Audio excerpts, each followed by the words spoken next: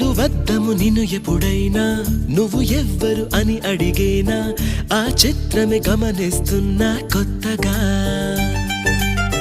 నువ్వు విన్నది నీ పేరైనా నిన్ను కాదని అనిపించేనా